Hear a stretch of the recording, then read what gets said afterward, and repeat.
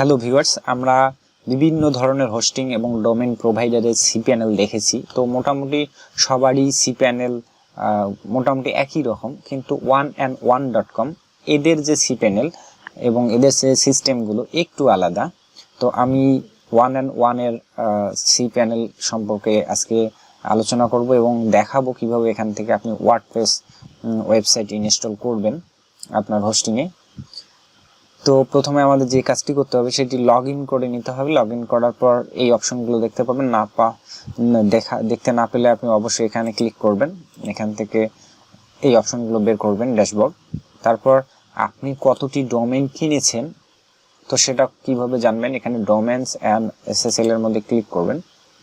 করলে এখান থেকে আপনি দেখতে পাবেন। তো আমাদের এখানে দুটি মাত্র ডোমেইন কেনা আছে। তো আমরা এবার কি করব,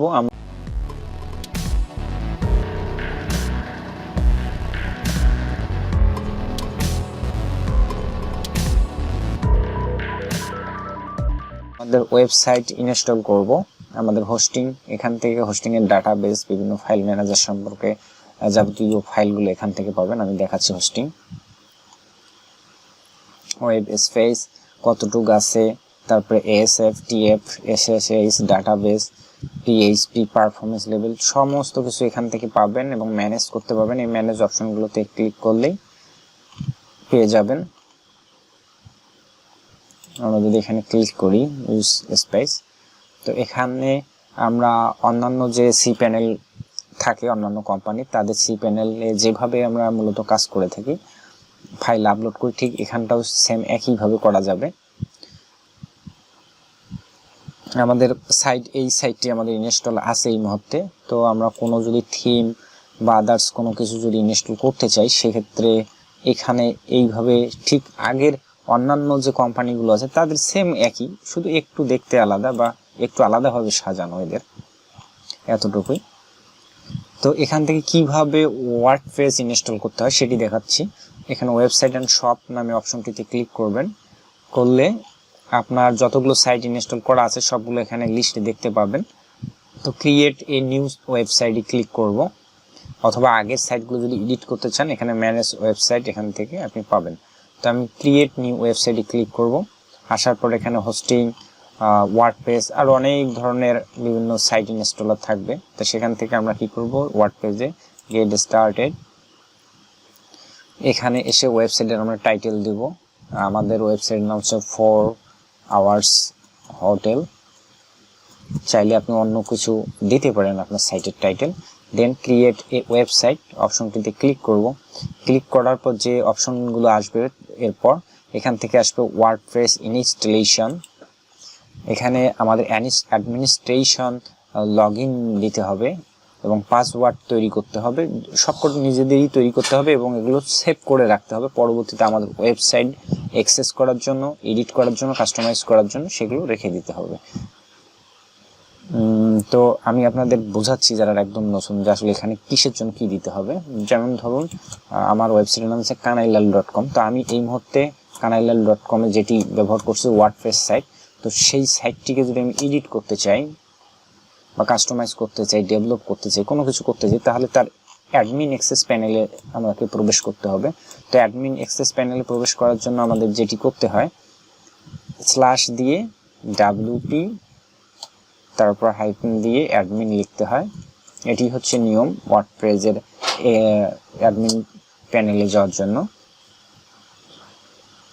তো এই জায়গায় যদি আমরা ইউজার নেম এবং পাসওয়ার্ড না দিই তাহলে আমরা ভিতরে যেতে পাবো না এবং আমরা এডিটও করতে পারবো না, কাস্টমাইজ করতে পারবো না। সেক্ষেত্রেই আমরা এই জায়গাটিতে সেই কাজটি করব। এটা অবশ্যই লিখে রাখবেন যাতে খেয়াল থাকে বা সেভ থাকে। আমি একটা স্যাম্পল দিচ্ছি আপনাদের বোঝানোর জন্য।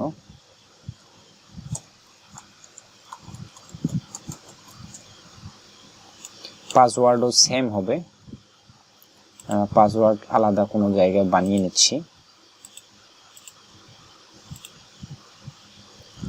চাইলে আপনারা নোটপ্যাড ইউজ করতে পারেন। একটু স্ট্রং পাসওয়ার্ড বানাইলাম, এটা আপনাদের ইচ্ছা আপনারা কিভাবে বানাবেন।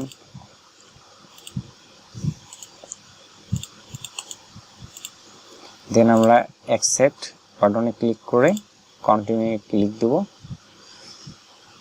তো এখানে বলছে যে কোনো ইউজার নেমটি এখানে ঠিক হয়নি, প্রথমে কোনো চিহ্ন দেওয়া যাবে না। তো আমি দিচ্ছি অ্যাডমিন, তারপর কিছু সংখ্যা দিচ্ছি, তারপর আমার কিছু লেটার দিচ্ছি, ব্যাস। এটা সিম্পল আপনাদের দেখানোর জন্য। দেওয়ার পর এখানে দুটি অপশন আসবে, ওয়ার্ডপ্রেস রিকমেন্ডেড আর একটি আছে কন্টিনিউ উইথ ওয়ার্ডপ্রেস।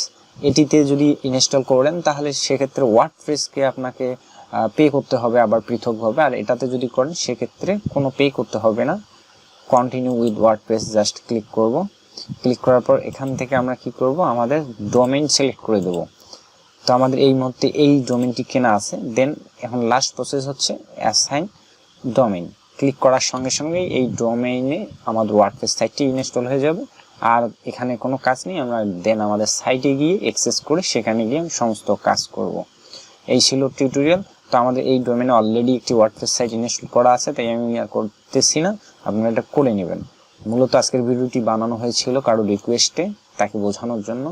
তো ভিউয়ার্স, এর সাথে আপনারাও কিছু বুঝেছেন বা শিখতে পারছেন। যদি পারেন তবেই আমার সার্থকতা ভিডিওটির। ভালো লাগলে অবশ্যই লাইক, কমেন্ট, শেয়ার করবেন। আর প্রশ্ন থাকলেও কমেন্ট করতে পারেন, কোনো সমস্যা নেই। তো ভিউয়ার্স, দেখা হবে নেক্সট কোনো টিউটোরিয়াল। সে পর্যন্ত সবাই ভালো থাকবেন।